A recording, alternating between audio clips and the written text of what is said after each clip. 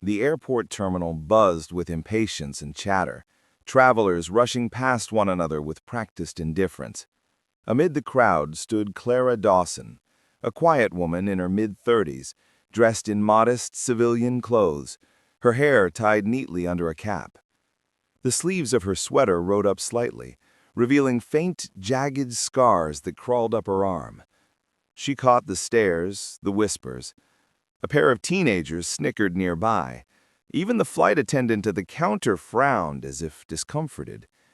"Ma'am, please keep your sleeves down," she said curtly. Clara muttered an apology, her cheeks burning. She'd learned long ago to stay silent. Better scars than secrets. Then, as she reached for her boarding pass, the man behind her spoke.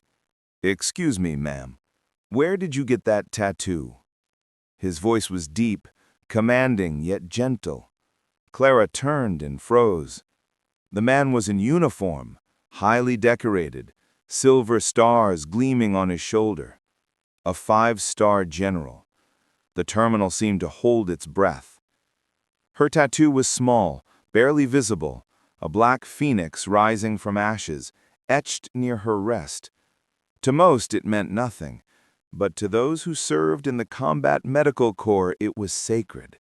It marked survivors of Operation Black Phoenix, an elite rescue mission overseas that had saved hundreds, but taken nearly everyone on her team. Only 5 medics had made it home. The general's eyes softened with recognition. "You were with the 47th Field Unit," he said quietly. "Ma'am, we owe you more than we can ever repay." The silence broke. Passengers lowered their phones. The same flight attendant who'd sneered before now stood speechless as the general saluted Clara in front of everyone. "This woman saved soldiers under fire," he said, his voice echoing. "Those scars aren't shame, they're medals." Tears welled in Clara's eyes as people began to applaud. For the first time in years, she didn't hide her arms. The scars glistened under the terminal lights, proof that even in pain, some stories burn brighter than judgment ever could.